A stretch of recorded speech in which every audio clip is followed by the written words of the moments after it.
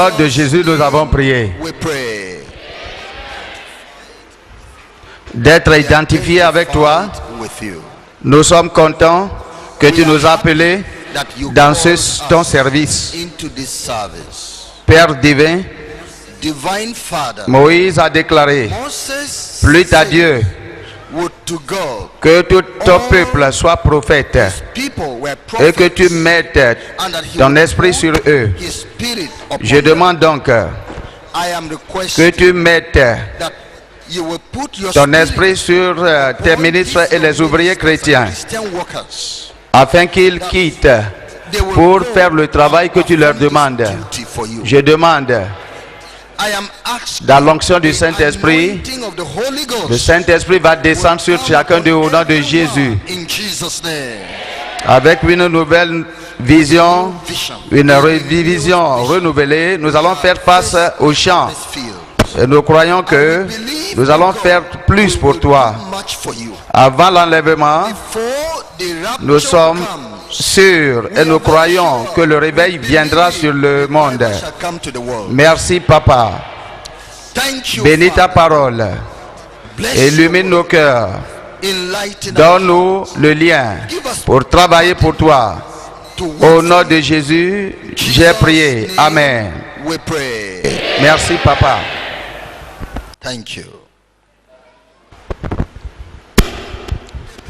Le message que nous considérons ce temps-ci, c'est l'évangélisation, la seconde touche. Disons ça ensemble, évangélisation, la seconde touche. Disons ça encore, évangélisation, la seconde touche. Dis ça la troisième fois, évangélisation, la seconde touche. Exactement. La première touche, vous allez comprendre ce que cela signifie. Et vous allez comprendre également ce que cela signifie la seconde touche. Ce qui signifie la seconde touche. Et le Seigneur nous a fait ensemble ouvrier comment de la première touche et de la deuxième touche. Et nous faisons plus parce qu'il nous a commis l'œuvre de la seconde touche. Cette seconde touche. Voyons Jean chapitre 4. Jean chapitre 4, verset 35. Jean 4. Et je lis à partir du verset 35 jusqu'au verset 38. Ne dites-vous pas qu'il y a encore 4 mois jusqu'à la moisson? Voici, je vous le dis, levez les yeux et regardez les champs qui déjà blanchissent pour la moisson. Lift up your eyes. Celui qui moissonne reçoit un salaire et amasse des fruits pour la vie éternelle, afin que celui qui sème et celui qui moissonne se réjouissent ensemble. And gathered fruit unto life eternal. Car en ceci, ce qu'on dit est vrai. Autre est celui qui sème, et autre celui qui moissonne.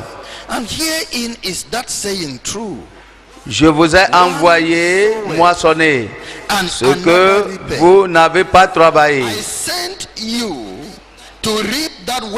D'autres ont travaillé et vous êtes entrés dans leur travail. And ye are entered into their labors. Jésus est en train d'adresser cette parole à ses disciples. Ayant regardé le champ de blé autour de lui, il leur posa la question, ne dites-vous pas que ça va prendre 4 mois avant que c'est-à-dire ce champ soit préparé pour la moisson? Mais je vous le dis, regardez, levez les yeux et regardez les champs. Vous allez voir que déjà la moisson est là. Et il a dit, celui qui moissonne reçoit un salaire et amasse des fruits pour la vie éternelle. Amasse des fruits pour la vie éternelle. Il y a quelques-uns ont semé cette semence et d'autres personnes doivent faire la moisson, la récolte. Qu'est-ce qui est arrivé? Le semeur et le moissonneur vont réjouir ensemble. Et car ceci, ce qu'on dit est vrai. Autre est celui qui sème et autre celui qui moissonne.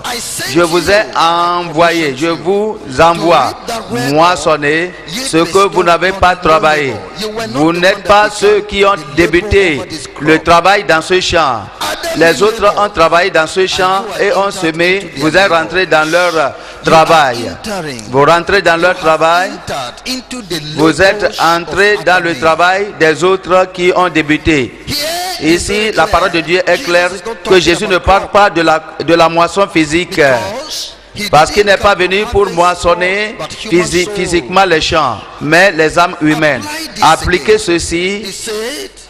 Il a dit, regardez le champ, regardez, levez les yeux et regardez le champ. Les âmes humaines sont prêtes pour la moisson.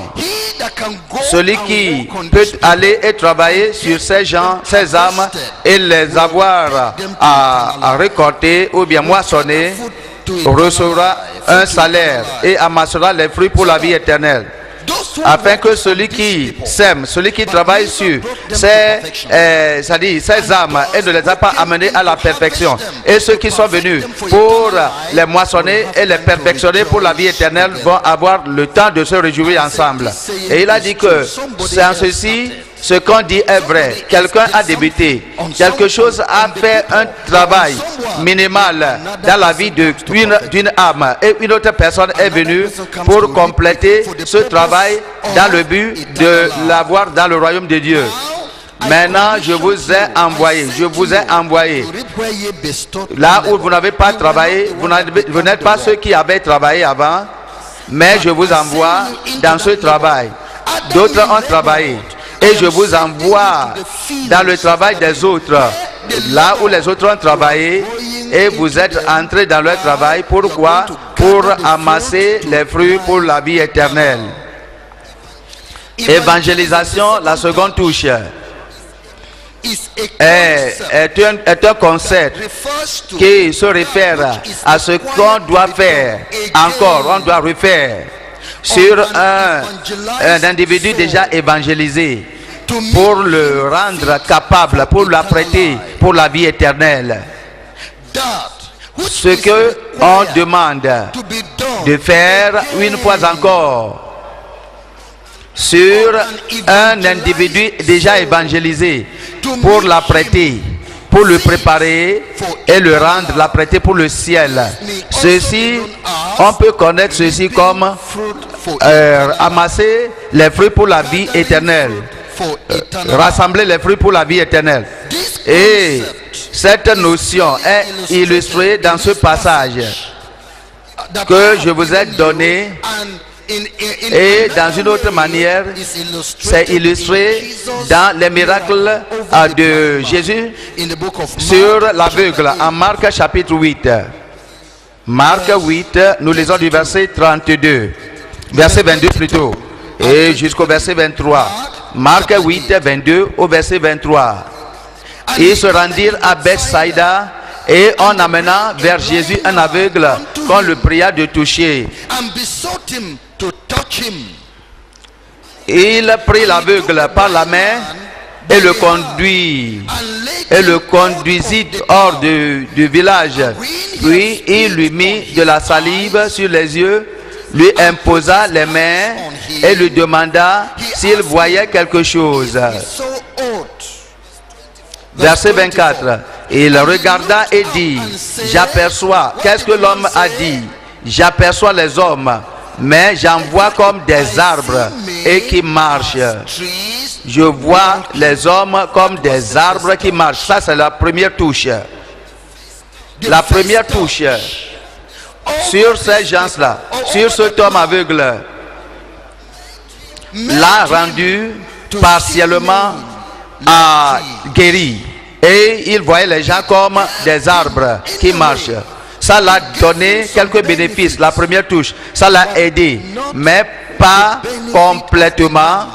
Non pas le bénéfice. L'homme n'a pas reçu la guérison complète d'un homme, d'un aveugle qui peut courir sur la voie, ou bien d'un homme maintenant qui peut aller dans la multitude des gens, d'un homme qui peut continuer son travail sur la terre ici, d'un homme guéri qui peut avoir quelque chose de tangible dans ce monde, parce qu'il voyait les gens,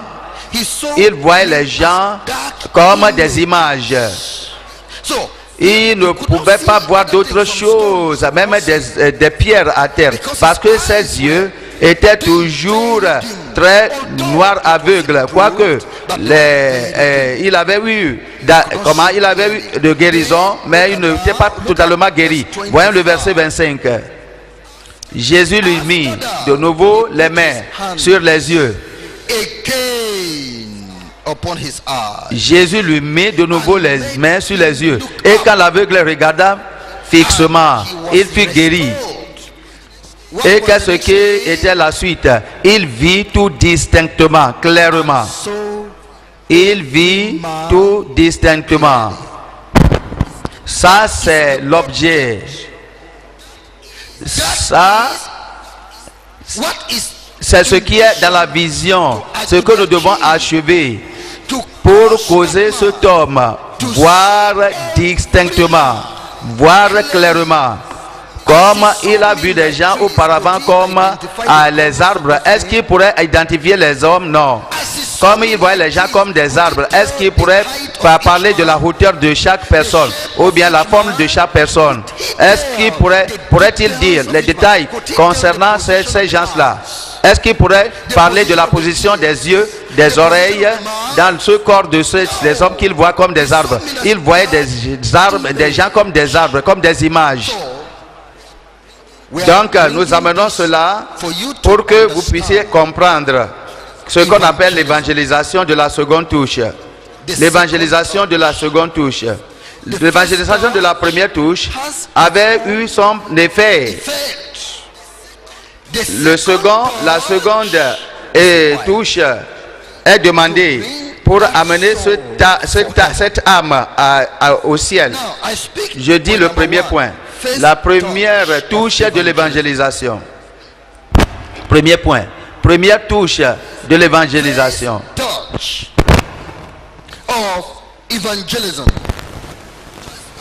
Comme je vous ai déjà expliqué, que Jésus doigtant les gens qui étaient à côté de lui, parlait à ses disciples en disant: vous dites que ça va prendre encore quelques mois, de 4 mois avant que la moisson arrive. Ça, c'est la pensée de l'Église aujourd'hui. Ça, c'est la pensée de la société chrétienne aujourd'hui. Ça, c'est le raisonnement de plusieurs ouvriers chrétiens et évangélistes aujourd'hui. Ils regardent autour d'eux en disant: ces gens-ci, dans leur église, ont déjà été évangélisés. Que nous devons aller très loin pour aller chercher des gens, d'autres personnes, d'autres nouvelles têtes à évangéliser. Sinon, et même les gens et quelques pasteurs dans ces villages dont il leur semble qu'ils n'étaient pas des païens ni des idolâtres dans leur société, dans ces villages, vont dire à ces prédicateurs qui sont venus les évangélistes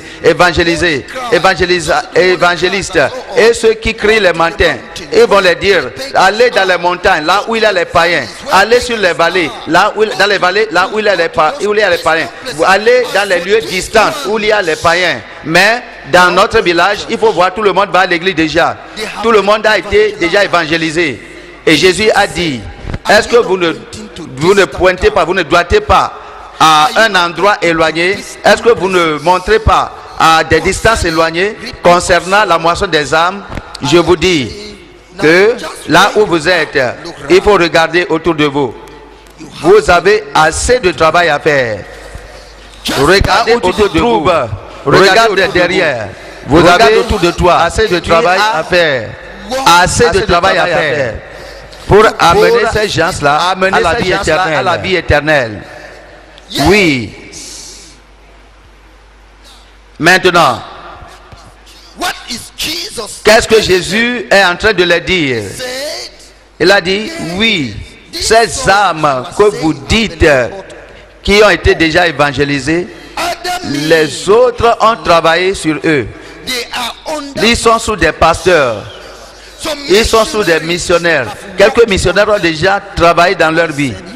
Et je vous envoie là-bas pour un propos, de les amener à la vie éternelle. Ils ont déjà eu la première touche. Quelques-uns ont travaillé sur eux. Et tous ces anciens, tous ces femmes âgées qui sont dans la société, ils ont déjà reçu la première touche de l'évangélisation. Ces églises, les églises évangéliques, ces églises orthodoxes, elles ont été données la première touche d'évangélisation à plusieurs âmes de la société. Beaucoup d'églises par divers noms, pentecôtistes, quoi que ce soit le nom que vous les attribuez, ont donné actuellement la première touche d'évangélisation aux gens qui sont dans leur société. Les missionnaires qui sont venus de l'étranger pour évangéliser, les gens qui sont venus pour faire la croisade, et ils ont donné, évangéliser nos pays et nos villes, ont donné déjà la première touche d'évangélisation aux gens qui sont dans nos pays. Il y a un éclaircissement général jusqu'au point que tu n'as pas besoin de faire d'efforts pour que quelqu'un te dise qu'il connaît Dieu. Tu n'as pas besoin de faire d'efforts pour que quelqu'un te dise qu'il connaît que Dieu, le Seigneur est Jésus-Christ. Tu n'as pas besoin de peiner pour que quelqu'un te donne alors les versets de la Bible à cause de la première touche. À cause de la première touche. La première touche a été déjà conduite, a été déjà faite dans leur vie. Mais Jésus a dit, et non pas pour la vie éternelle. Que tout le monde dit que non pas pour la vie éternelle. La chose qui a été faite en eux à la première touche, si vous les laissez à ce niveau et vous dites qu'ils sont des chrétiens parce qu'ils sont baptisés et qu'ils prennent la Sainte Seine, alors vous n'allez pas les trouver au ciel. Cette touche n'a pas ouvert leurs yeux pour voir clairement, pour voir distinctement. Cette touche n'a pas ouvert leurs yeux pour qu'ils puissent connaître la vérité du christianisme, pour comprendre le message de l'évangile. Et cette première touche n'est pas suffisante. Cette première touche n'est pas suffisante que les prédicateurs les a donnés, n'est pas suffisante pour les qualifier pour le ciel. De ça n'est pas. C'est la raison pour laquelle tu as besoin de comprendre. Jésus nous a montré quelques catégories d'ouvriers qui doivent être envoyés dans ces champs où quelques-uns déjà ont œuvré, ont travaillé pour que eux-là, ce groupe puisse évangéliser ces gens-là et les amener à l'état de la perfection. Quelques catégories de prédication, de prédicateurs, quelques catégories d'évangélistes doivent travailler sur ces gens-là pour que eux puissent amener à la vie éternelle. Qu'est-ce que nous disons? Ils ont travaillé sur vous. Ils t'ont prêché déjà. Ils t'ont éduqué dans la lecture de la Bible. Et tu es parti même à l'école biblique.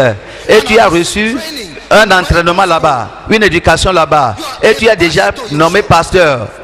Tu es déjà nommé ouvrier chrétien. Tu connais quelque chose actuellement.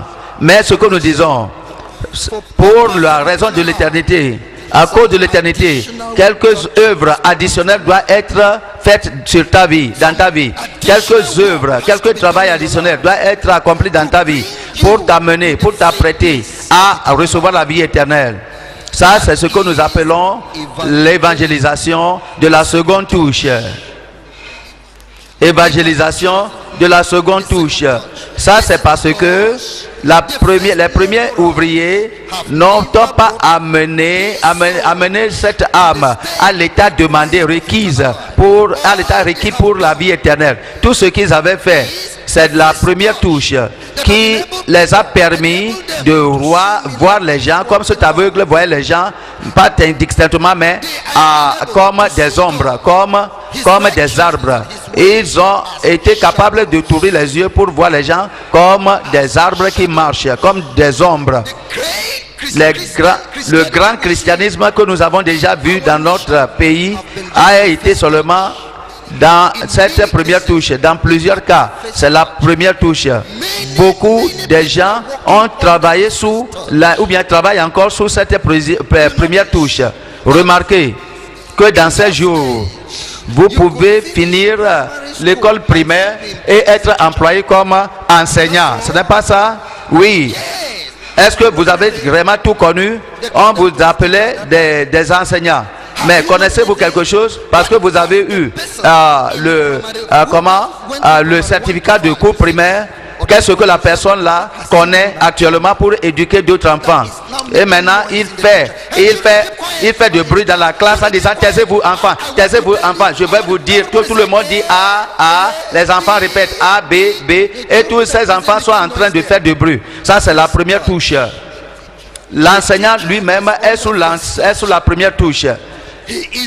Et là, il donne aussi la première touche à ses enfants parce que lui-même ne connaissait que la première touche. Est-ce que l'éducation a fini par le certificat de cours primaire? Jamais. Il y a plusieurs choses à apprendre. On doit ouvrir ton cœur et tes yeux pour comprendre que il y a beaucoup de choses à apprendre pour la raison de l'éternité et de la vie éternelle, que des œuvres additionnelles doivent être faites. Et ça a besoin que la société soit éduquée. Pour achever ceci, vous devez passer l'étape des cours primaires. Vous devez passer l'étape, Seigneur, des cours secondaires et même des degrés. Parce que vous devez aller très loin pour achever quelque chose.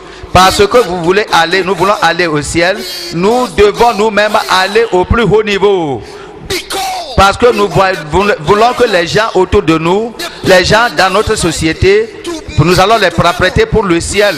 Il nous faut également aller en haut, c'est-à-dire au plus haut niveau, pour atteindre à l'évangélisation de la seconde touche. C'est ce que nous disons. Oui, nous voyons cette vérité dans ces cas bibliques suivants. Première personne, nous voyons l'eunuque éthiopien.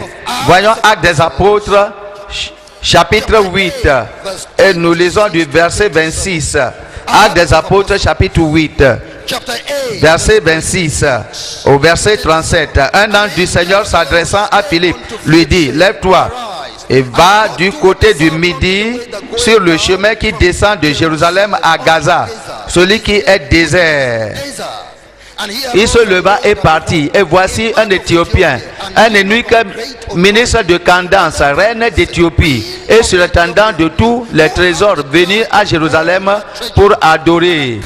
S'en retournait assis sur son char et lisait le prophète Ésaïe. L'Esprit dit à Philippe: avance et approche-toi de ce char.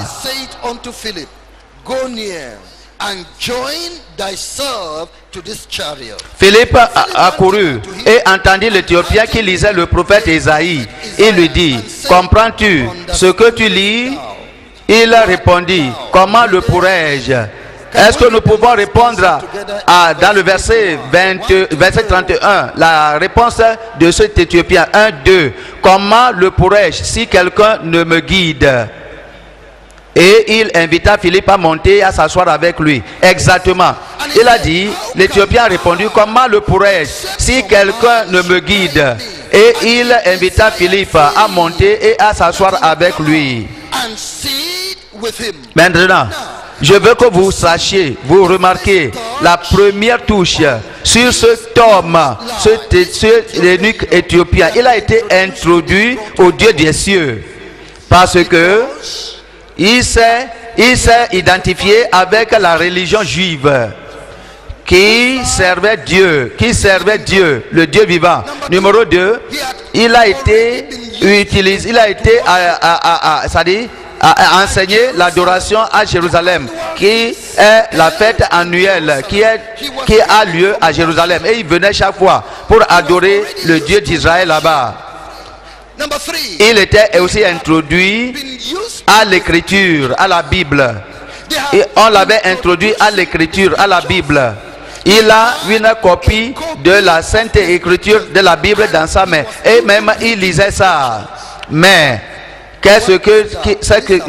toutes ces choses-là ne constituent que la première touche. Toutes ces choses qu'il avait. Philippe l'a posé la question. Est-ce que tu comprends même ce que tu es en train de lire? Il a dit, excepté que j'ai une touche supplémentaire, une seconde touche.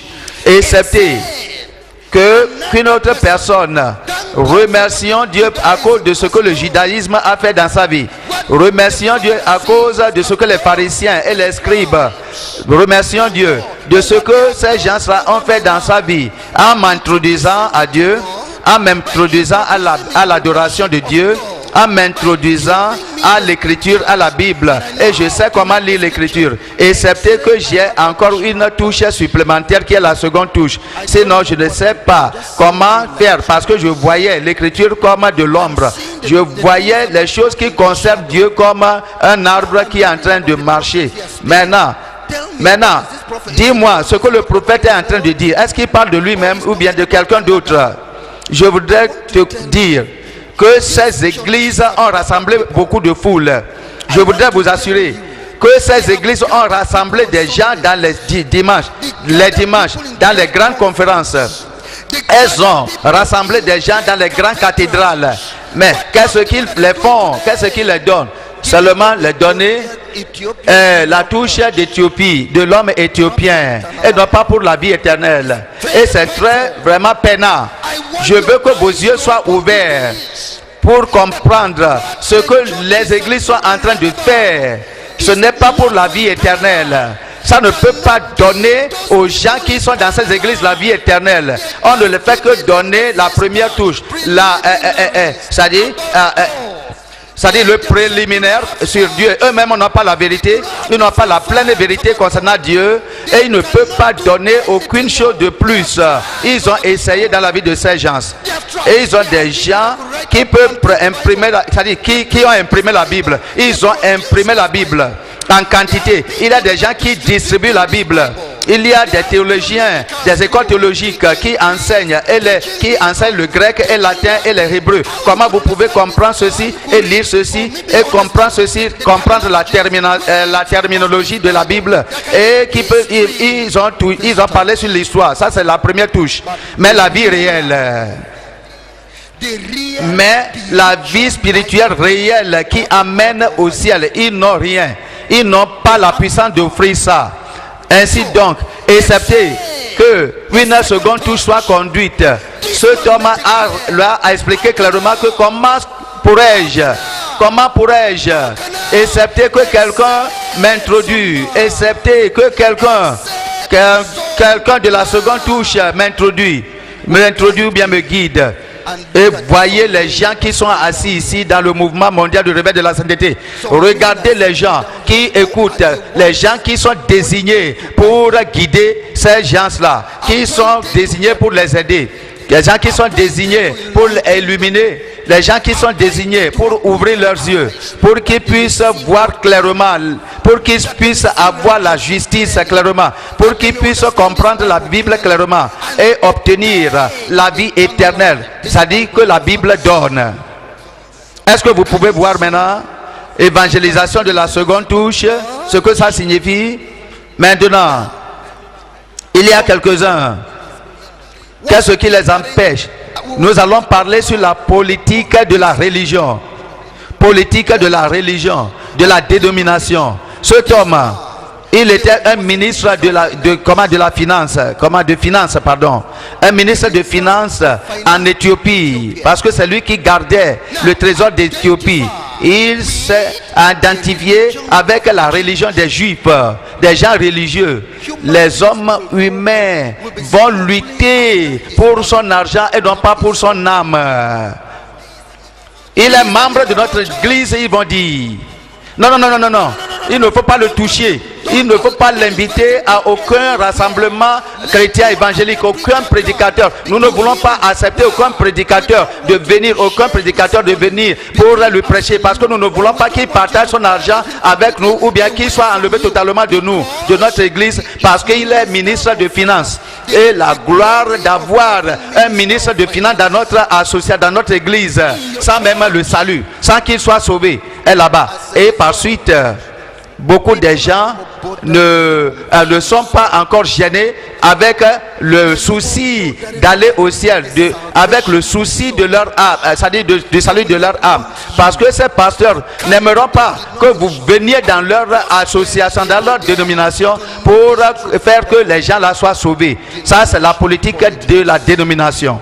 Vous pouvez voir clairement que la dénomination, si la dénomination est dirigée par des gens charnels, et ils sont des ennemis directs de Dieu du ciel. Ces pasteurs charnels sont des ennemis directs, sont des agents de Satan sur les zones de leurs membres. Ils ne peuvent pas donner leurs membres la vie éternelle. Tout ce qu'ils font ne peut pas produire la vie éternelle. Mais quand même, ils les protègent, ils protègent leurs membres, de manière qu'ils ne leur donnent pas d'accès à la seconde touche. Ils protègent leurs membres de manière à ne pas avoir d'accès pour la lumière, à la lumière qui va leur donner la vie éternelle. Nous allons voir un autre cas qui est l'évangélisation de la deuxième touche. On va voir le cas de Corneille, Actes des Apôtres 10. Voyons le verset 1 au verset 6. Il y avait à Césarée un homme nommé Corneille, centenier, dans la cohorte dite italienne. Cet homme était pieux et craignait Dieu avec toute sa maison. Il faisait beaucoup d'aumônes au peuple et priait Dieu continuellement.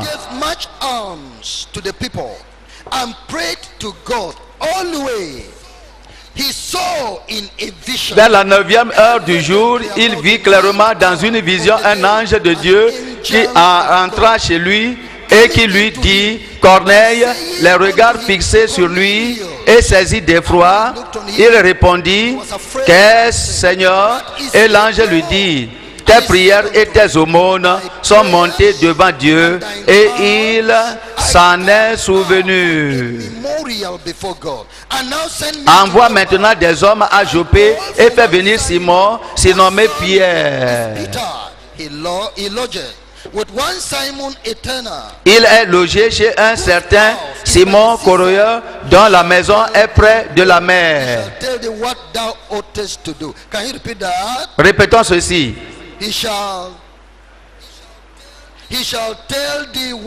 Il te dira ce que tu auras à faire. Ce qui manque dans la Bible française. Il te dira ce que tu dois faire. Ça manque dans la Bible française dans le verset. Maintenant, nous allons voir l'état de Corneille. Qu'est-ce que nous pouvons voir dans la vie de Corneille? Corneille a la crainte de Dieu. Aussi longtemps que c'était dans sa puissance, Corneille n'allait pas commettre de péché. Il n'allait pas commettre de péché. Comme cela dépend de lui. Parce qu'il craint le jugement, il craignait le jugement de Dieu. L'Écriture nous a parlé de ce Corneille, disant il était un homme dévoué, un homme pieux.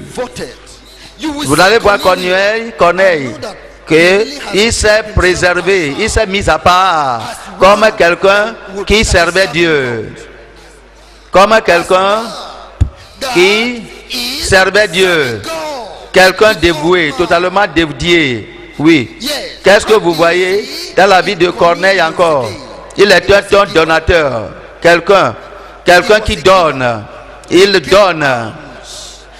donne selon la parole de Dieu. Quelqu'un qui est généreux. Il donne selon la parole de Dieu, selon le commandement de Dieu. Il paie la dîme et il paie les offrandes et il participe aux autres contributions dans l'église. Et nous pouvons voir dans sa vie qu'il peut prier. Il pouvait prier beaucoup à Dieu.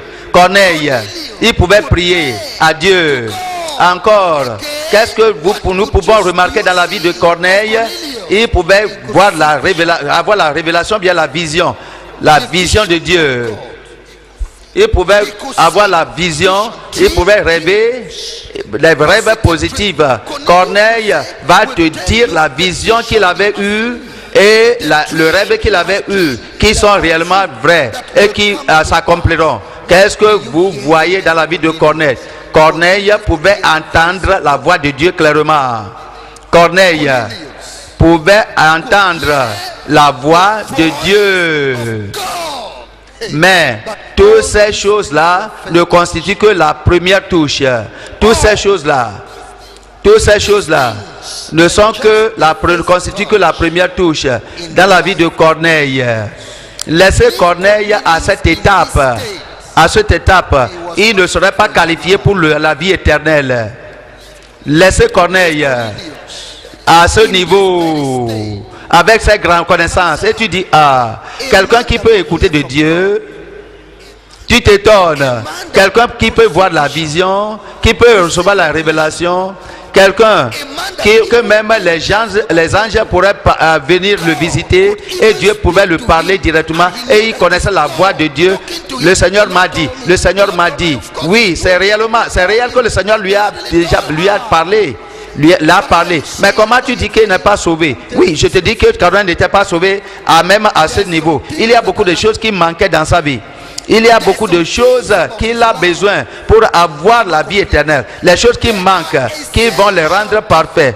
Ils sont des choses essentielles. Parce que maintenant, il était proche du royaume, mais il n'était pas rentré dans le royaume. Il n'était pas encore rentré dans le royaume. Jésus a dit à cet avocat, il a dit que tu n'es pas loin du royaume, mais tu n'es pas encore rentré dans le royaume aussi. Ça, c'est l'état de Corneille. Il a besoin des choses additionnelles pour que Corneille rentre dans le royaume.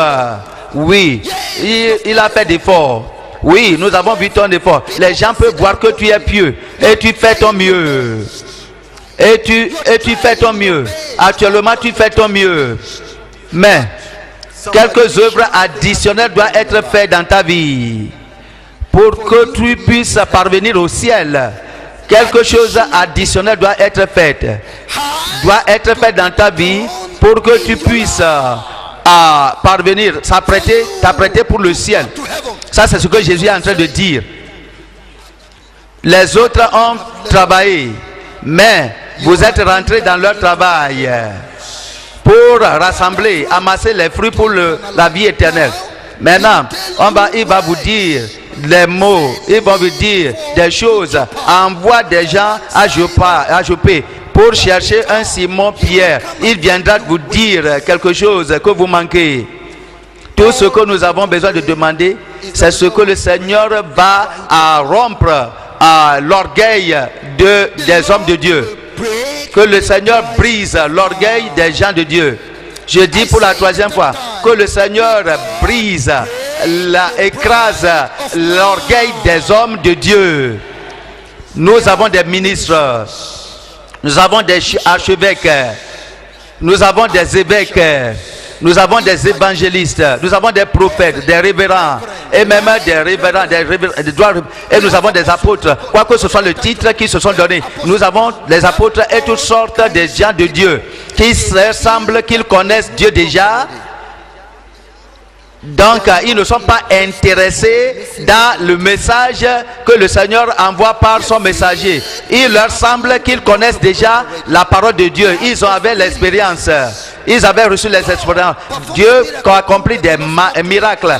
À travers eux, le Seigneur se révèle à eux et ils croient qu'avec dans cet état, ils n'ont pas besoin d'aucune personne, d'aucun assistant. Mais Jésus a dit que dans cette situation, tu ne peux pas parvenir au ciel parce que tu dois avoir quelque chose de supplémentaire. Et tu comprends que dans toutes ces propriétés que Corneille avait eues, il n'était pas encore sauvé. Comprenez-vous qu'il n'était pas même né de nouveau? Ça, c'est le mystère de la vie. Ça, c'est comme ça. Avec toutes ces qualifications de Corneille, il n'était pas né de nouveau. Et son nom n'était même pas écrit dans le livre de la vie. Quelques œuvres additionnelles doivent être faites. On va voir le chapitre 11 de Actes des Apôtres, chapitre 11. Nous allons voir ça. Nous allons voir le verset 11. Du verset 11. Du verset 11, nous allons lire. Ouvrez jusqu'au verset 14. Et voici, aussitôt, 3 hommes envoyés de Césarée vers moi se présentèrent devant la porte de la maison où j'étais. Et l'Esprit me dit de partir avec eux sans hésiter. Les 6 hommes que voici m'accompagnèrent. Et nous entrâmes dans la maison de Corneille. Cet homme nous raconta comment il avait vu dans sa maison l'ange se présentant à lui et disant, envoie à Joppé et fais venir Simon, surnommé Pierre. Verset 14. Est-ce que vous êtes là-bas? Nous allons lire ça ensemble. Après 1, 2. Est-ce que vous êtes au verset 14? Lisons ensemble. Qui te dira des choses par lesquelles tu seras sauvé, toi et toute ta maison? Quelle est la dernière, avant-dernière parole? Les choses par lesquelles tu seras sauvé. Est-ce que avant ce temps-ci, Corneille était sauvé? Je veux que vous humiliez, homme de Dieu. Si vous pouvez vous humilier, vous allez être sauvé. Vous allez aussi parvenir au ciel. L'effort de Dieu, c'est pour vous rendre sauvé. Et c'est par la bonne voie. Et c'est par écouter les bonnes paroles. Les bonnes paroles qui sont envoyées par Dieu lui-même à travers l'homme envoyé de Dieu et supportées par la puissance de Dieu. Ces paroles vont vous donner comment le salut. Ça, c'est ce qu'on appelle l'évangélisation de la deuxième touche. C'est pourquoi je vous supplie, humiliez-vous, homme de Dieu. Humiliez-vous, évangéliste, serviteur de Dieu. Humiliez-vous, apôtre. Humiliez-vous, afin que Dieu fasse en vous cette bonne œuvre. Ne nous regarde pas comme ennemis et ne demande pas quelle école nous avons obtenu notre diplôme. Ne nous demande pas de diplôme. Quelle école Jésus a fréquenté. Et tu dis que, montre-moi ton certificat. Il ne faut pas nous demander le certificat parce que Pierre n'a pas de certificat pour te donner. Il est un ministre de la seconde touche, mais sans certificat. Sans aucun entraînement, aucune formation biblique dans une école théologique. Mais Dieu l'a rendu. Il ne faut pas. Et Dieu l'a rendu ministre de la seconde touche. Il ne faut pas mépriser ce que le Seigneur est en train de faire à ton endroit. Nous ne sommes pas les gens qui font cela. Mes doctrines ne sont pas pour nous. C'est mon Père qui est en moi et c'est lui qui m'a envoyé et c'est lui qui accomplit ses œuvres à travers moi. Le Seigneur est celui qui a accompli ses œuvres à travers nous. Il vous a amené ici pour la seconde touche. C'est lui qui envoie le message pour la seconde touche, pour ton propre salut, pour ta perfection dans le Seigneur, pour ta sainteté, pour que toi aussi tu puisses aller au ciel, parvenir au ciel. L'évangélisation de la seconde touche. Maintenant, nous allons regarder également, observer le cas d'Apollos, Actes des Apôtres 18. Actes des Apôtres 18. Lisons du verset 24. Actes 18, verset 24. L'exemple d'Apollos, un juif nommé Apollos, originaire d'Alexandrie, homme éloquent et versé dans les Écritures, vint à Éphèse. Il était versé dans les Écritures. Est-ce que vous pouvez voir ça? Vous pouvez dire ça? Versé dans les Écritures. Est-ce que celui-ci a besoin d'une aide encore, d'une assistance quelconque? Cette écriture, cette Bible que tu as dans ta main, celui-ci est déjà éloquent et versé dans cette écriture, de manière que tu ne peux pas lui dire ce passage ne va pas te montrer. Je crois que celui-ci est versé dans les Écritures parce qu'il était un homme humble, un pasteur très humble. Beaucoup sont des pasteurs qui qui sont versés dans les Écritures sont puissants, mais ils sont orgueilleux. Cela montre qu'ils ne sont pas réellement éloquents et versés dans les Écritures. Parce qu'à cause de l'orgueil qui les enveloppe. Voyez celui-ci, Apollos, il était éloquent et versé dans les Écritures, mais il était humble. Il était instruit dans la voie du Seigneur et fervent d'esprit. Il a annoncé et enseignait avec exactitude ce qui concerne Jésus, bien qu'il ne connût que le baptême de Jean. Est-ce que vous pouvez me dire l'imitation, la limite de cet homme? Bien qu'il ne connût que le baptême de Jean, disons ça ensemble, bien qu'il ne connût que le baptême de Jean, mais pourtant, encore troisième fois, bien qu'il ne connût que le baptême de Jean, mais pourtant il était éloquent et versé en tant que pasteur, dirigeant. Il était un théologien. Si cet homme est ton pasteur, tu vas connaître beaucoup de choses dans la Bible. Parce que, mais cet homme a des limitations, ça dit, importantes. Tu vas connaître beaucoup de choses, mais tu seras limité. Si cet homme est ton enseignant, il était versé et il était professeur sur une université théologique. Il était directeur dans une école théologique, mais quand même il avait beaucoup de limitations. Je vous dis, le Seigneur nous ouvre les yeux ici dans ce mouvement. Pourquoi? Pour la vie éternelle. Beaucoup ont été trichés avec toutes leurs œuvres pour des années antiques. Ils vont se lever un jour dans l'enfer en disant que toutes les écritures que j'ai connues, que j'ai enseignées, c'est pour l'enfer. Mais viens travailler pour l'enfer. Et tu vas tu iras en enfer et tu vas trouver des gens qui sont puissants et éloquents versés dans les écritures. Et ils vont te demander pourquoi tu es ici. Tu connais l'écriture réellement. Mais qu'est-ce qui t'a amené dans l'enfer? Parce qu'il avait une limitation. Parce qu'il ne voulait pas avoir la seconde touche.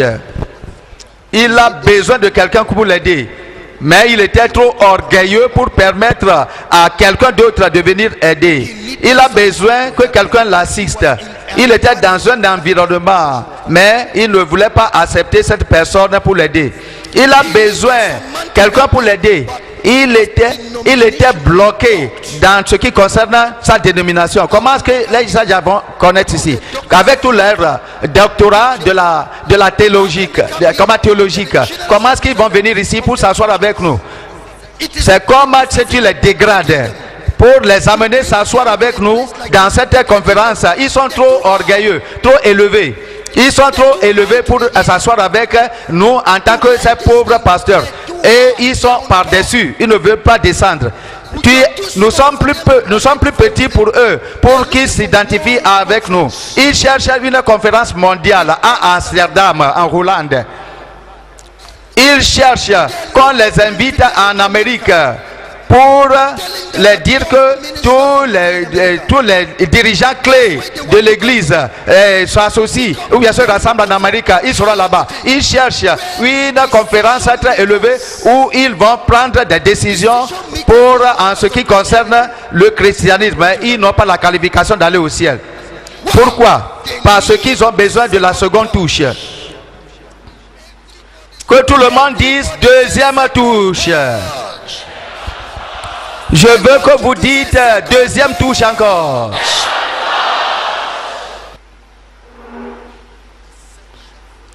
Qui est essentiel, vital pour la vie éternelle. C'est pourquoi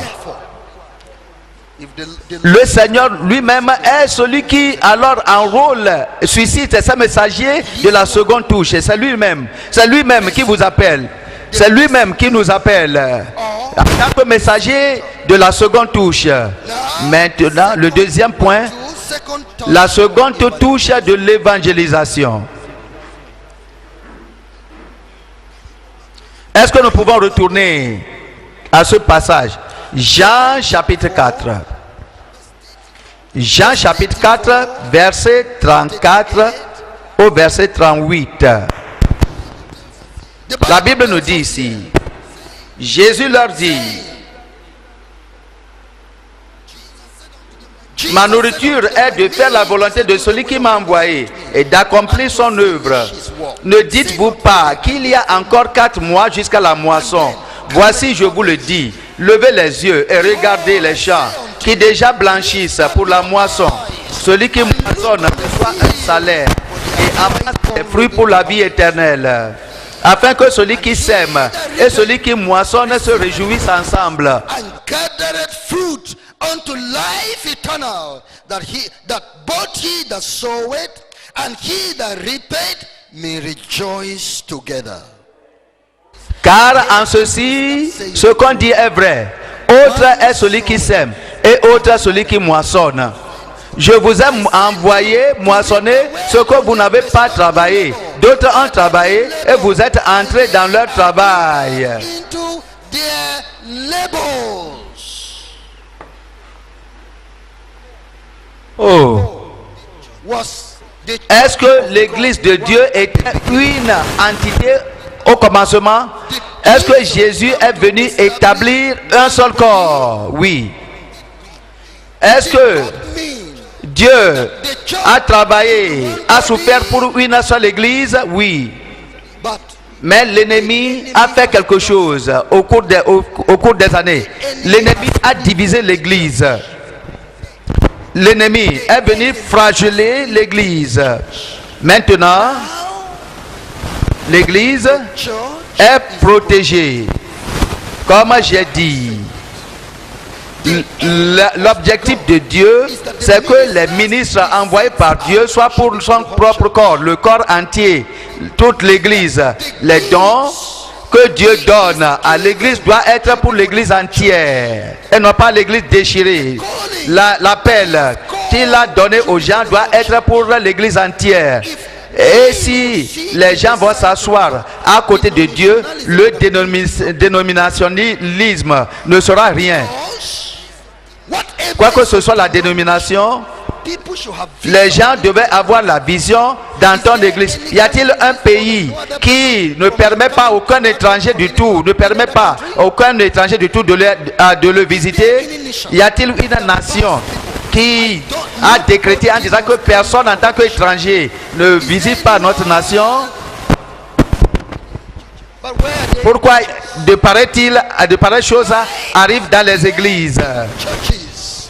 Le monde Is living vit et bénéficie de l'un et de l'autre, c'est-à-dire des pays du monde bénéficient. Si ce pays comme le Togo, comme nous avons le phosphate maintenant, nous allons partager ça avec les autres pays qui n'en ont pas. Et les pays qui ont de pétrole, alors eux aussi, ils partagent ça avec nous pour qu'il y ait d'entraide et qu'il y ait de relations réciproques. Mais pourquoi l'Église a fermé les murs, les portes contre les autres?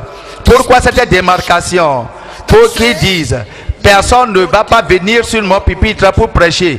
Et ils sont orgueilleux et ils sont contents en disant, personne n'a jamais mis pied sur notre pupitre pour prêcher. Tu es en train de t'enorgueillir. Tu es emporté par l'orgueil et l'orgueil va devant avant la chute, car la connaissance élève, mais la charité édifie. Pourquoi tu t'enorgueillis? Parce que tu dis, tu as la meilleure interprétation de l'écriture, aussi meilleure que Jésus soit, il a d'autres personnes qu'il envoie pour prêcher en son milieu. Et il les envoie. Mais pourquoi ton église seule? Tu as échappé. Tu as échappé le but. Il faut voir ce qui t'attend. Il faut voir le jugement qui t'attend devant Dieu.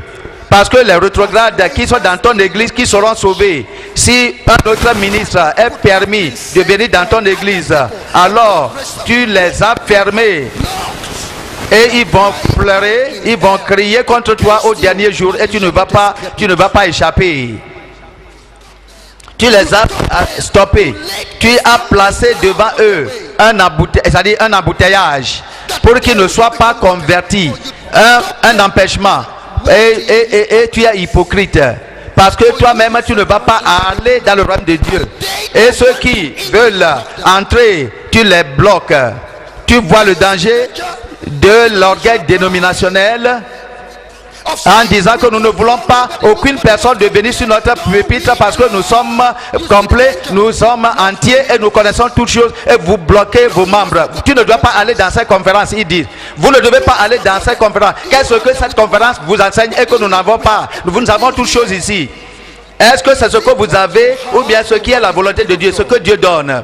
Est-ce que c'est ce que tu as organisé ou bien tu as construit comme une structure de ton organisation qui est important, ou bien ce que le Seigneur t'a destiné ou bien a envoyé par quelqu'un pour te donner? Tu empêches l'accès de Dieu pour les membres de ton église à cause de ton orgueil et tu vas répondre à cela dans l'éternité.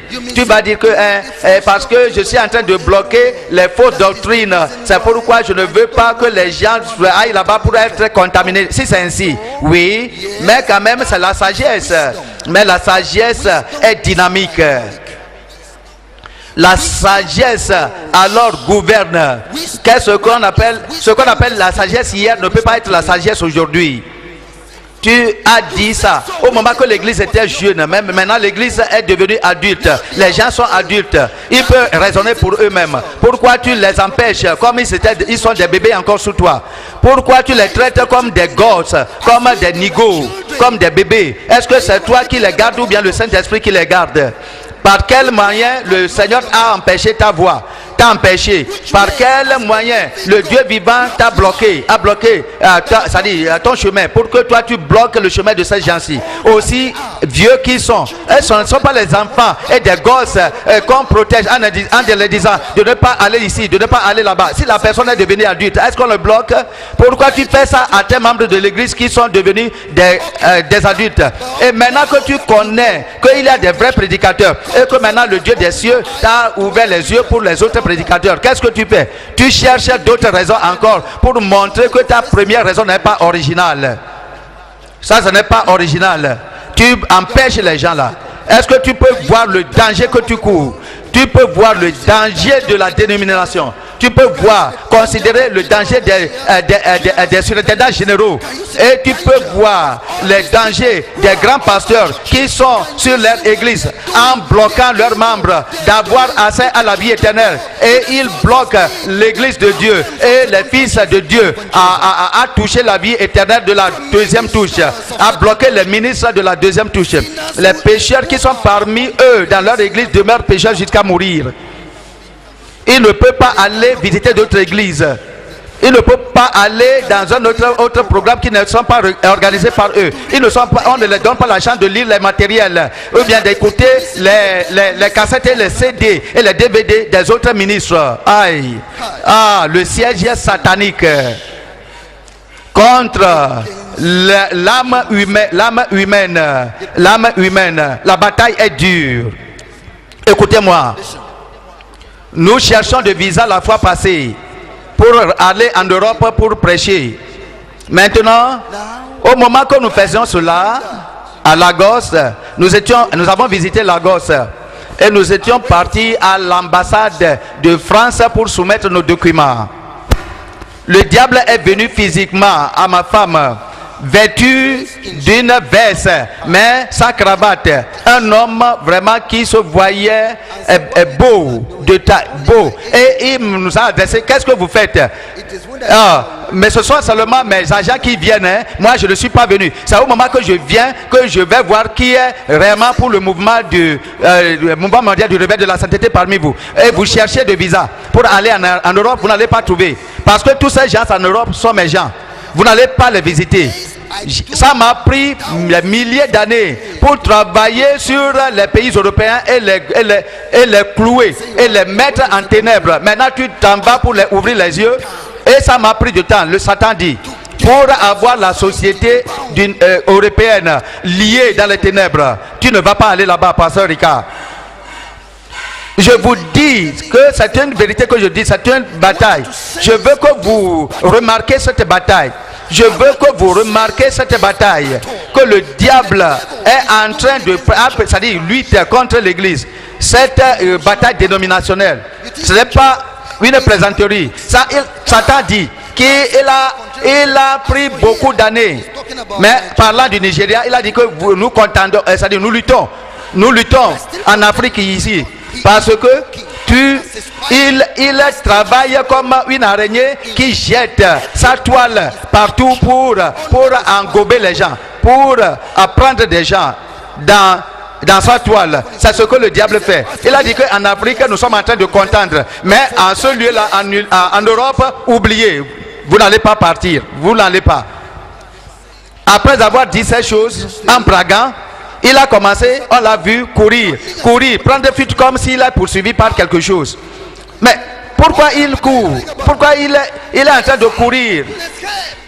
Ah, Satan, tu cours? Parce que ma femme demandait, mais qui es-tu? Mais je ne te connais pas. Linda dit ça. Elle a dit que je suis Lucifer, Satan, et je suis content de mon nom. J'aime mon nom tendrement. C'est ce qu'il a dit. Il a dit, je suis Lucifer et j'aime mon nom. Tu crois que la bataille, beaucoup d'entre vous, vous suivez l'ombre, la silhouette. Tout ce que ces ministres ont réussi à faire dans votre vie est comparé à l'ombre, votre christianisme original, votre christianisme spirituel. Et qui a à faire avec la bataille entre Satan et Dieu. Vous ne le comprenez pas. Vous n'avez pas de soucis. Et on vous a asservi. On vous a asservi, rendu dans la cavale. Satan dit qu'en Afrique, nous sommes en train de lutter avec nous, avec le Dieu vivant.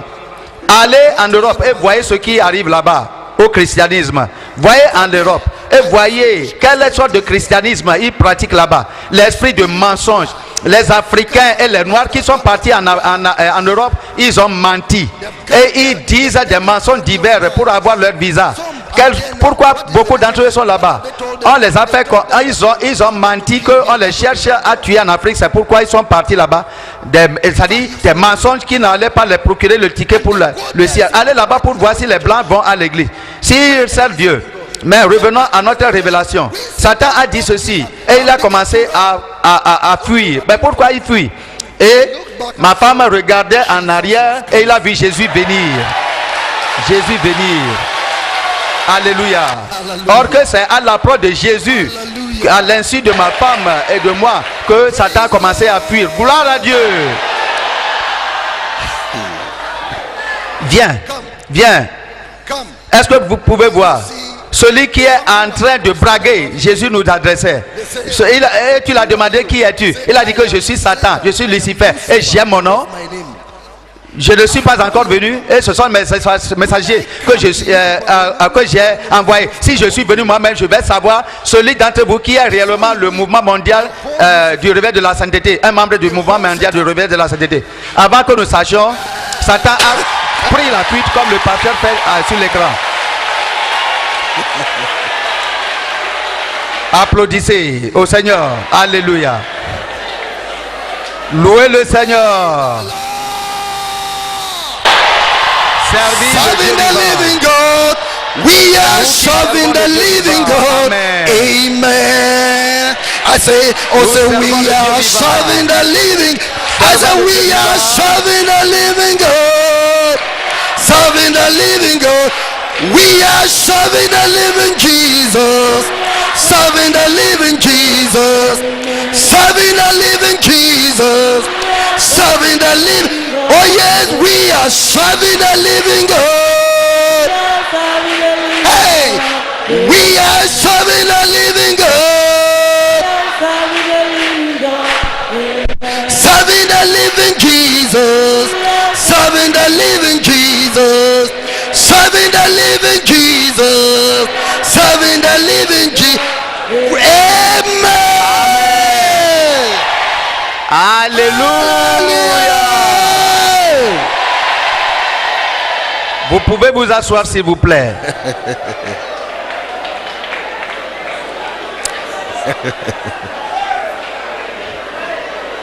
Gloire à Dieu. Quand Jésus est venu, Jésus a dit, ne regardez pas ce que Satan dit. Chaque endroit, chaque pays dont j'ai mes gens, je vais vous ouvrir la porte. Vous les messagers du mouvement mondial du réveil de la sainteté. Il y a des places que moi, je ne vais pas faire cas parce que ce sont des lieux infructueux. Mais il y a des lieux, des pays où les gens me cherchent et je veux un travail rapide, être accompli là-bas. Chaque fois si je vois mon peuple là-bas, je vais vous envoyer. Dans un pays qui me cherche, je vais vous envoyer. Et autant que nous étions partis pour recevoir le visa, aidez-moi à ne pas oublier mon message pour que je continue avec cette histoire. Étant parti pour le visa, est-ce qu'on va nous donner de visa maintenant? Parce que nous avons tous souffert, beaucoup de fois souffert de pays en pays avant d'aller. Est-ce qu'en ce temps-ci nous aurons le visa? Et si? Et comme nous étions partis, nous sommes partis dans le bureau et remerciement à Dieu parce que nous avons réussi à trouver les visas de l'Europe. Au moment que nous retournons en voiture, Jésus a ouvert la portière pour s'asseoir avec ma femme et discuter ensemble. Ma femme Linda, elle a dit que Linda, sois contente parce que je t'ai donné le visa. Et c'est ce que je suis en train de vous dire. Il y a une œuvre technique du diable qui est en train d'aller et pleurer. Au moment que on amenait Jésus à la croix et que les filles de Jérusalem pleuraient pour lui, et il s'est tourné en disant que pleurez pour vous-même parce que Satan fait beaucoup de choses dans l'église pour fermer la porte contre le salut des gens. Afin que ces ministres de la seconde touche ne réussissent pas. La seconde touche, Jésus a donné à cet homme, afin que ces gens ont leurs yeux ouverts pour qu'ils puissent voir clairement les gens. La seconde touche de l'évangélisation, c'est essentiel pour la vie éternelle. Dieu a suscité des gens qui le connaissent et qui connaissent son chemin et sa parole clairement et qui sont envoyés dans le travail des autres pour amasser des âmes pour la vie éternelle. Et permettez ces gens-là de travailler. Permettez-les, ouvrez-les la porte de vos dénominations. Si l'église n'est pas votre propriété personnelle, donc permettez ces ministres de la seconde touche dans votre église, dans vos dénominations. Si l'église où tu es à la tête n'est pas pour toi et tu sais que tu n'es pas mort pour cette église et que c'est Jésus qui est mort et que tu ne peux pas donner à aucune personne, une seule âme, la vie éternelle, donc relâche l'église, laisse l'église pour que les ministres de la seconde touche rentrent là-bas. Parce que c'est la parole de l'Éternel et c'est la volonté de Dieu.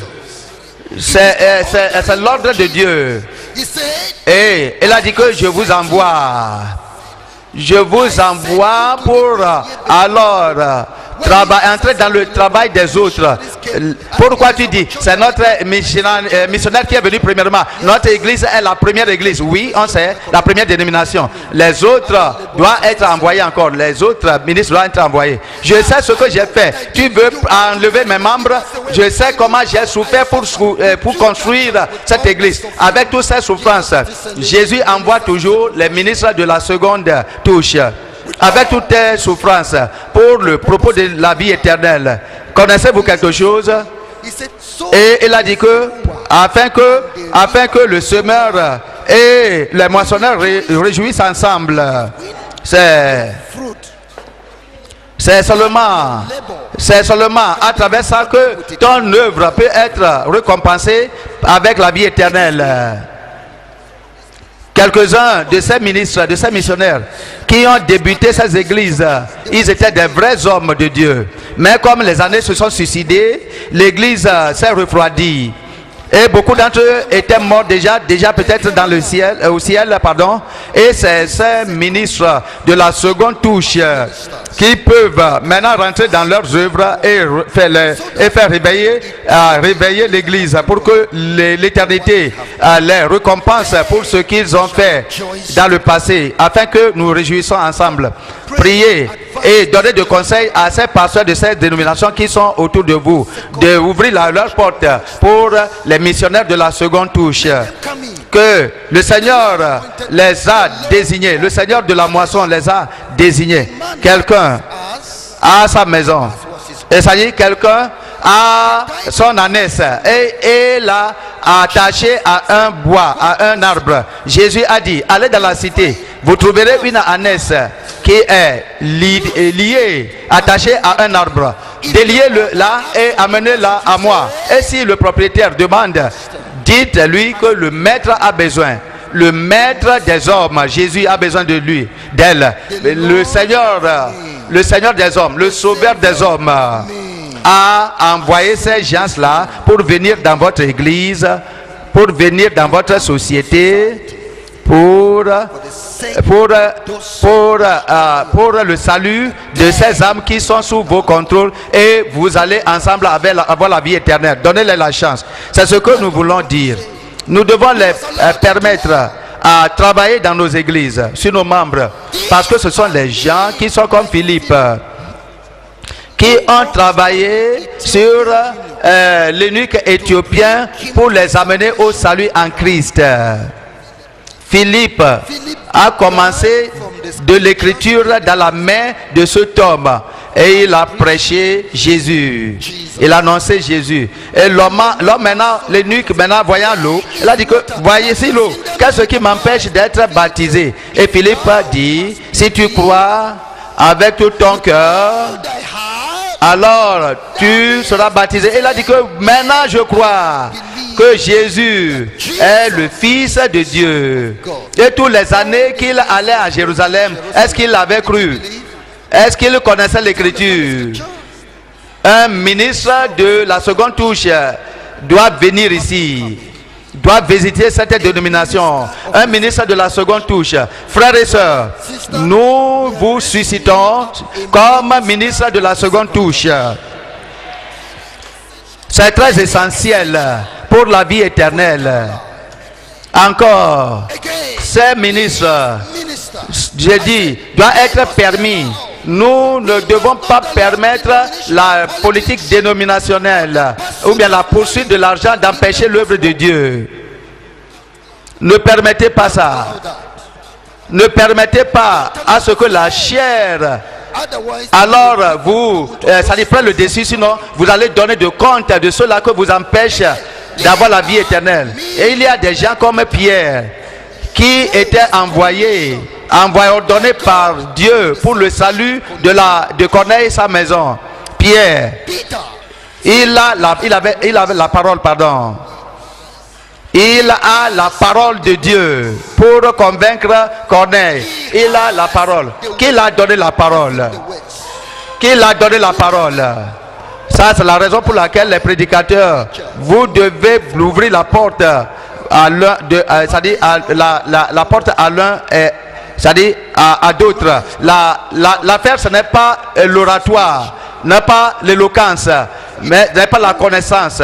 C'est celui dont le Seigneur a donné la parole. C'est celui dont le Seigneur a choisi. C'est celui dont le Seigneur a commissionné. Et qui a l'onction. Et qui a la puissance. Vous pouvez dire la même chose. Mais ça n'aura pas d'effet. Jonathan Edward était un évangéliste, un pasteur. Il a prêché un serment. Le pécheur dans la main de Dieu mécontent.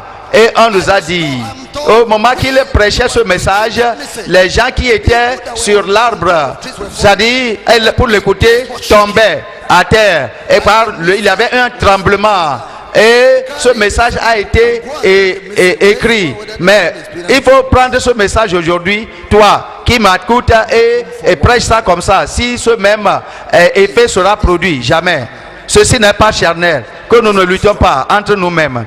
Celui qui est appelé a le message. Et il a l'onction.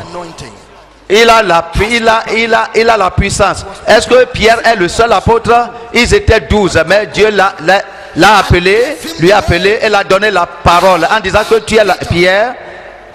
Sur toi, je construirai, je bâtirai mon église. Sur cette pierre, je bâtirai mon église et les portes du séjour des morts ne prévaudront pas contre elle. Je te donne les clés du royaume. Ce que tu lieras sur la terre sera lié au ciel.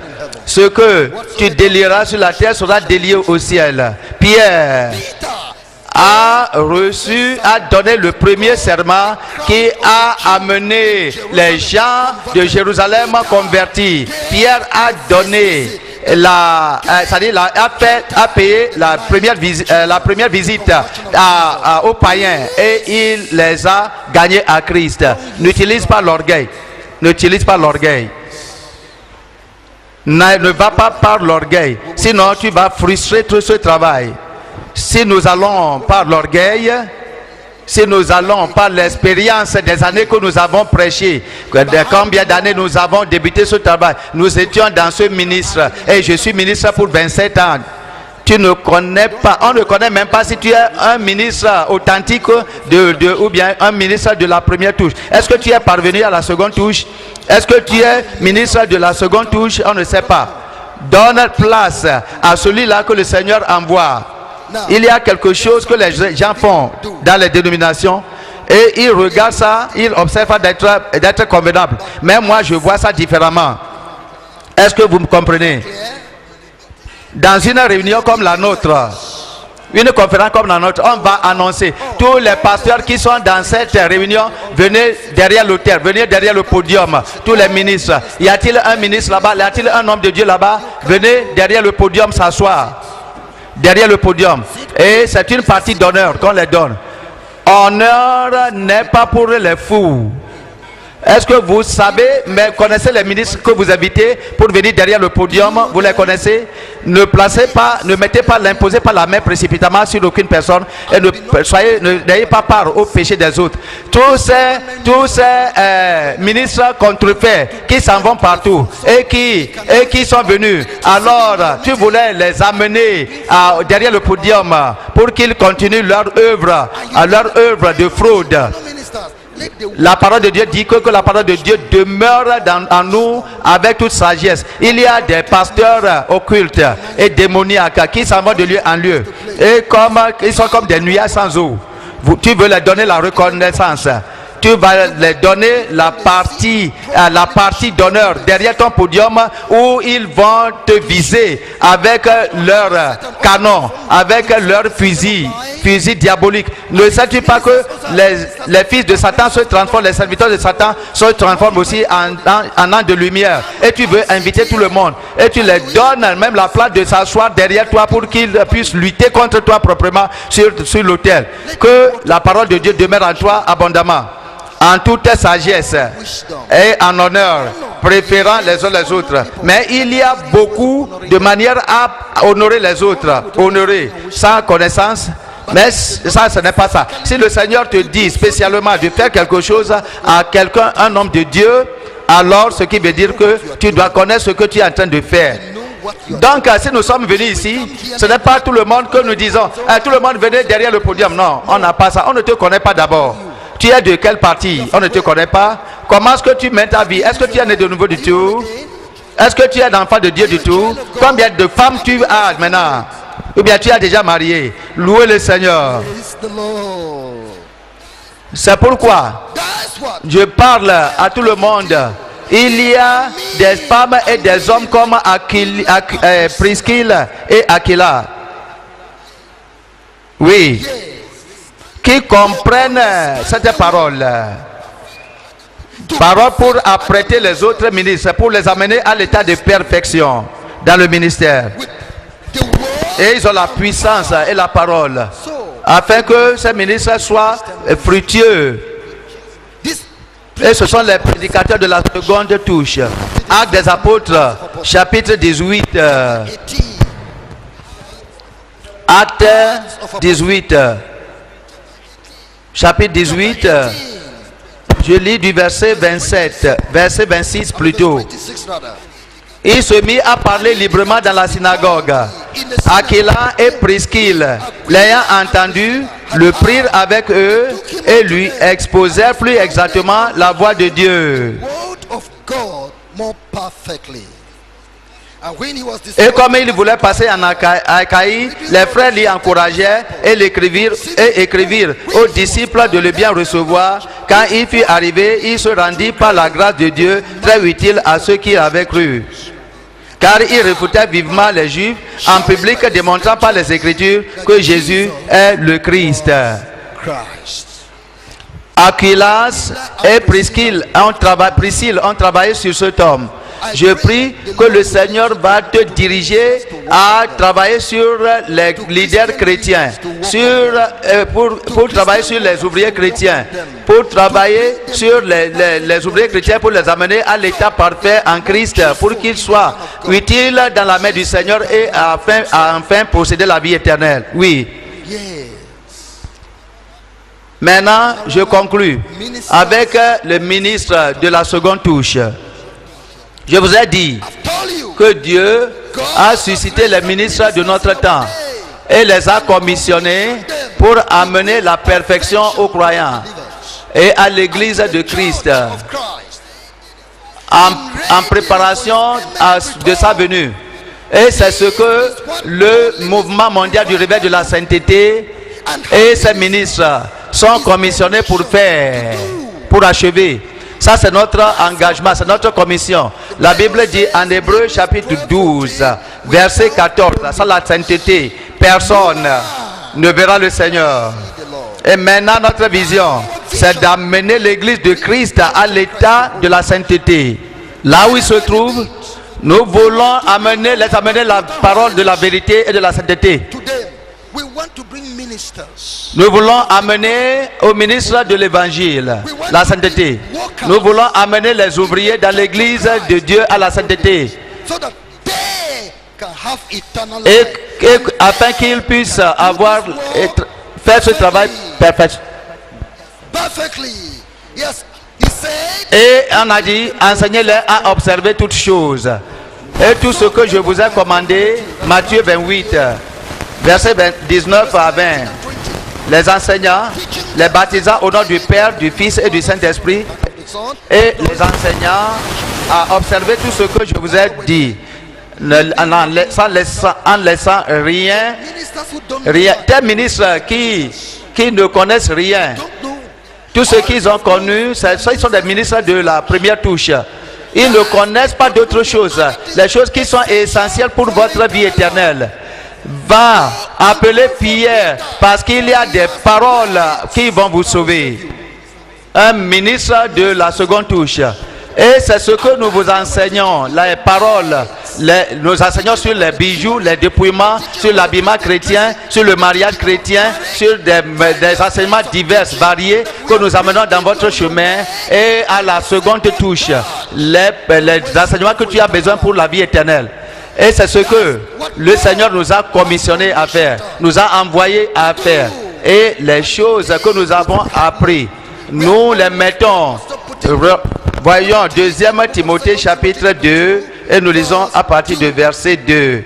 2 Timothée chapitre 2 verset 2. Et ce que tu as entendu de moi en présence de beaucoup de témoins, confie-le à des hommes fidèles qui soient capables de l'enseigner aussi à d'autres.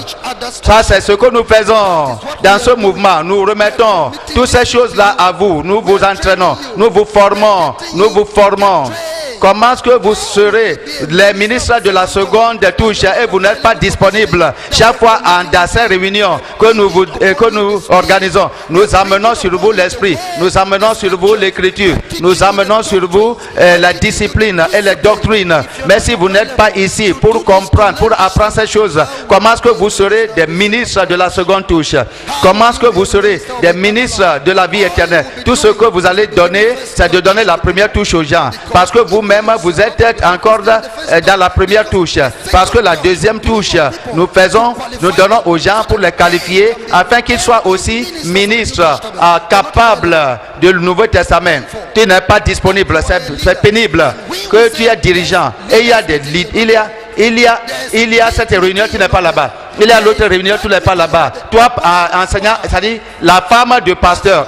La femme de pasteur, vous ne savez pas le privilège que vous avez. Satan a travaillé habilement sur vous. Satan a aveuglé vos yeux. Vous ne comprenez pas ce que ça signifie de venir dans ce mouvement mondial du réveil de la sainteté. Vous ne connaissez pas ce que le Seigneur fait. Beaucoup d'entre vous vous braguez sur votre église dénominationnelle et vous êtes sous la toile d'araignée et vous ne connaissez pas la miséricorde de Dieu qui vous est ouverte. Femme des pasteurs, Dieu a appelé vos maris pour venir le servir dans la lumière et vous n'êtes pas prêts à les suivre, vous n'êtes pas prêts à les supporter, vous ne voulez pas venir dans les conférences, mais nous espérons que tout pasteur avec sa femme vienne pour faire cette œuvre pour Dieu. Dieu a appelé Abraham, il a appelé sa femme.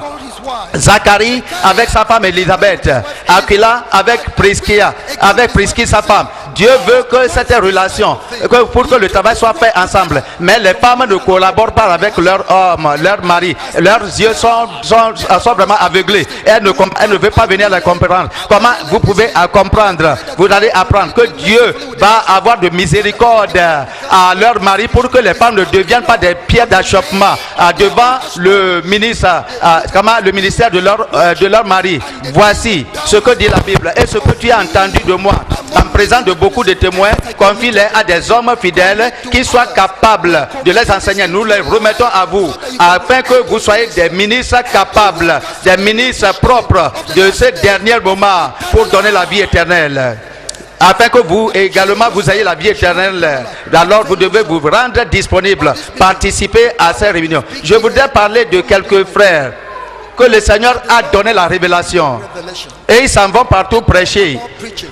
C'est bien d'aller prêcher la révélation comme le Seigneur vous l'a donné. Cela ne vous rend pas parfait. Combien de Bibles vous connaissez? Combien de Bibles? Tout le monde veut écouter, veut vous écouter. Mais quelle Bible vous connaissez? Combien de Bibles? Maintenant que Dieu a pourvu un lieu comme ceci, comme ce lieu, pour vous préparer, pour vous entraîner, pour vous former, pour que vous soyez des ministres propres. Vous allez recevoir la seconde touche. Vous avez déjà reçu la première touche. Pour que vous soyez des ministres propres. Vous ne comprenez pas. C'est très pénible pour moi. Parce que on vous utilise, mais vous ne connaissez pas la vérité vous-même et vous pouvez tomber. C'est très pénible parce que vous avez la révélation, mais nous les remettons à Dieu qui les a appelés. Que la volonté de Dieu soit faite, que Dieu les montre la miséricorde, afin que mon conseil, là où tu peux trouver la vérité, soit là-bas. Là où Dieu suscite son homme et nous parlons le même langage. Vous avez écouté, soyez là-bas. Vous également, vous allez vous sauver d'abord et également vous aurez le message propre pour les gens qui vous écoutent. C'est ce que nous disons. Les ministres, les prédicateurs de la seconde touche, ce sont les enseignants de la sainteté biblique. La sainteté biblique. Les enseignants de la sainteté et la justice biblique. Ce sont des femmes et des hommes de l'intercession, de la prière d'intercession pour le perfectionnement des saints. Le Seigneur vous appelle. Et Epaphroditos, qui est l'un d'entre vous, qui est fervent, travaillant fervemment pour vous, pour que vous compreniez parfaitement dans la volonté de Dieu ce que le Seigneur vous annonce. Ça, c'est la seconde touche. Les intercesseurs qui prient pour que les yeux des gens soient ouverts, pour que les gens reçoivent la connaissance. Ils prient, ils crient chaque jour. J'ai placé sur vous des sentinelles sur les murs de Jérusalem, jour et nuit. Ils ne se tairont pas. Jour et nuit, ils ne se tairont pas. Et ils font mention du Seigneur. Et ne vous taisez pas jusqu'à ce que Jérusalem soit établi et que Jérusalem soit établi dans la louange.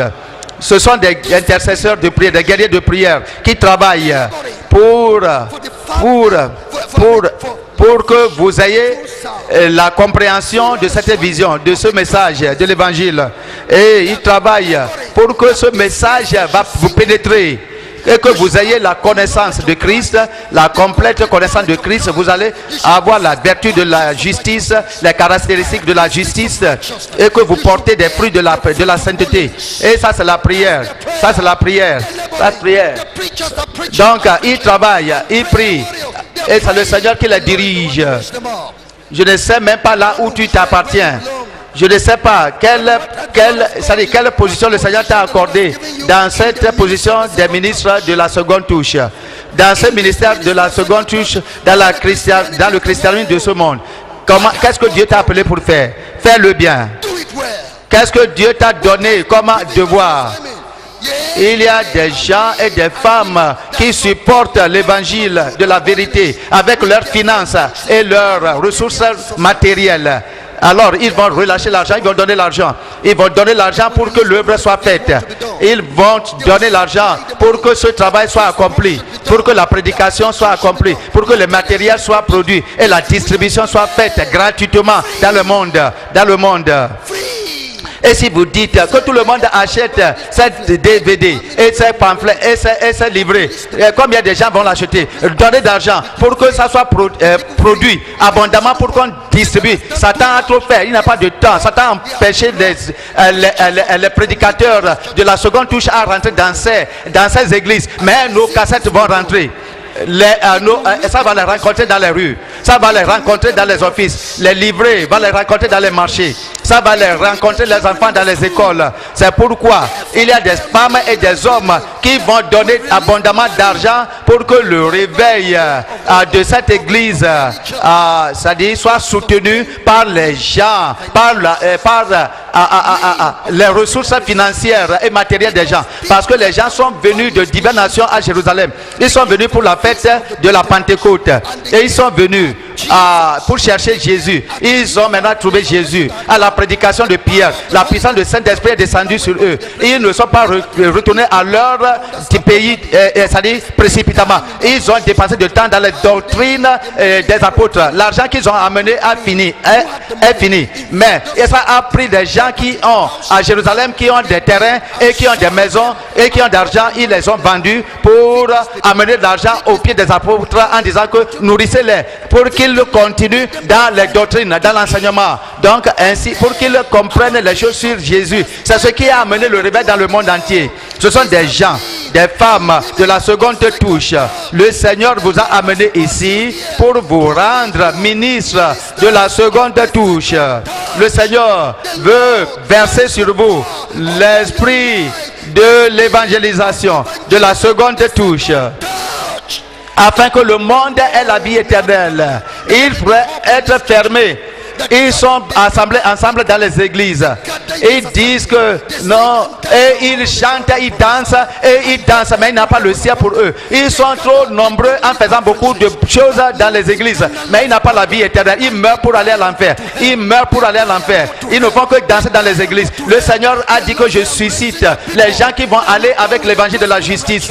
Je suscite des gens qui vont aller avec l'évangile de la sainteté pour faire l'œuvre de la seconde touche, pour que les yeux de ces gens soient ouverts, pour qu'ils servent Dieu, que les gens de les gens de ces églises dénominationnelles servent Dieu et qu'ils connaissent Jésus, qu'ils connaissent les choses sur la résurrection, qu'ils connaissent les choses sur les doctrines de la justice, sur les choses de l'enlèvement, sur les choses de la seconde venue de Jésus, qu'ils comprennent des choses concernant le Saint-Esprit, que Dieu vous suscite. Dieu met votre esprit, met ton esprit, déverse ton esprit, déverse ton esprit. Évangélisation de la seconde touche. Évangélisation de la seconde touche. Recevez le Saint-Esprit. Recevez le Saint-Esprit. Allez prêcher l'évangile. Soulevez-vous sur vos pieds. Le Seigneur suscite des gens. Les gens qui vont prêcher l'évangile, qui vont aller prêcher l'évangile dans ces églises dénominationnelles. Ils ne sont pas au courant de la vérité de l'évangile. Mais rendez-vous disponible. Si vous n'allez pas, ils vont périr. Si vous n'allez pas, ils vont périr dans leur cathédrale. Ils vont parler et ils vont périr dans leur église dénominationnelle.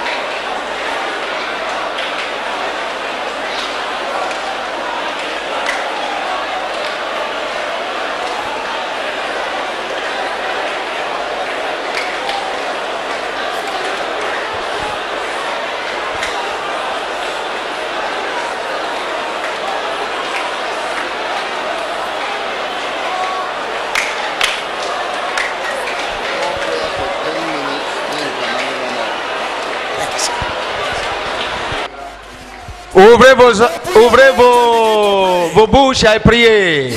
Yes. Le Seigneur, Dieu, va rompre, va briser les barrières de la dénomination. Denomination.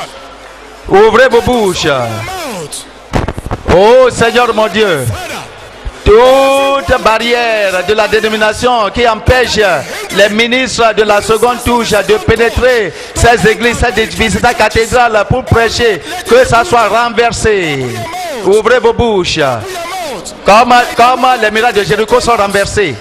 C'est de même que les murailles des dénominations, des barrières dénominationnelles qui empêchent les gens, qui ont tenu les gens dans la captivité, dans la servitude, soient renversées par la puissance de Dieu. Ouvrez les bouches croyants et priez. Oui, oui, les barrières dénominationnelles sont des empêchements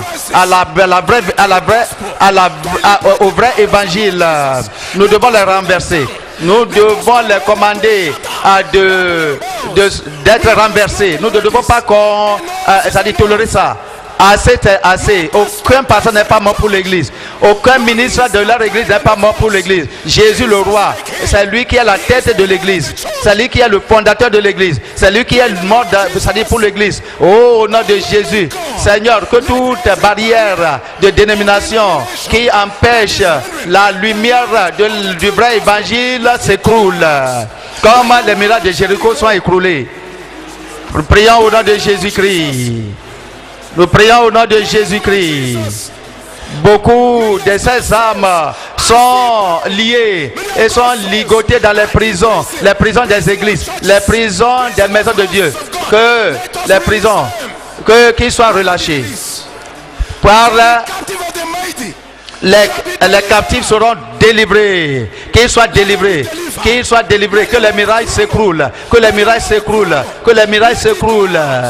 Merci papa. Thank you, Father. Merci papa. Thank you, Father. Au nom de Jésus, j'ai prié. Au nom de Jésus, j'ai prié. Jesus. Frères et sœurs, nous allons prier contre tous les chaos de ces ministres de première touche. Nous allons dire que le Seigneur les renverse parce que tous les âmes sont au Seigneur. Tous les âmes sont au Seigneur, dit l'Éternel. Nous allons prier et nous allons dire que le Seigneur les renverse. Que le Seigneur les renverse.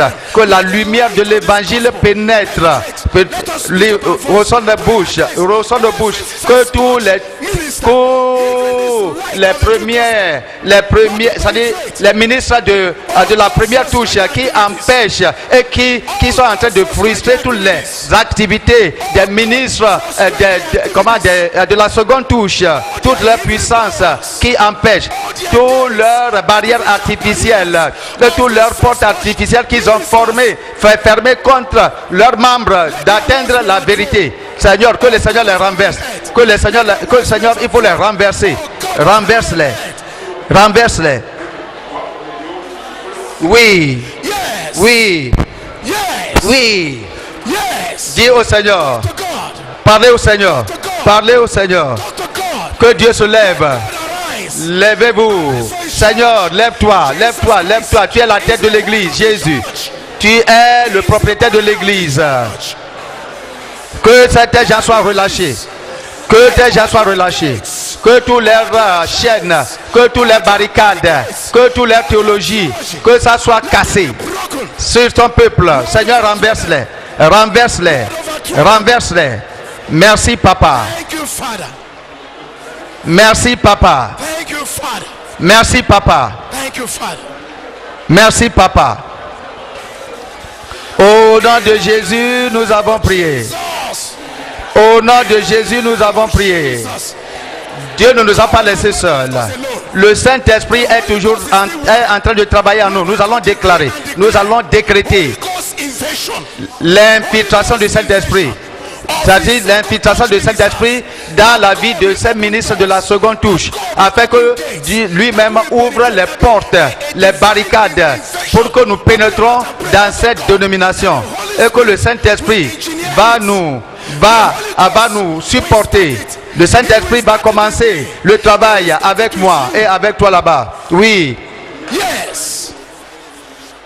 Une invention divine de la seconde touche, des ministres de la seconde touche, de la sainteté doit pénétrer dans l'église. Oh Dieu, qu'il y ait une infiltration, qu'il y ait une invention afin que le cœur des gens détenus dans ces cachots dénominationnels soit ouvert à ta parole. Et que ces maisons qu'on appelle, ces prisons qu'on appelle les dénominations, Seigneur, que leurs portes soient brisées. Que leurs portes soient brisées. Que leurs portes soient brisées. Saint-Esprit, merci Papa. Merci Papa. Au nom de Jésus, nous avons prié.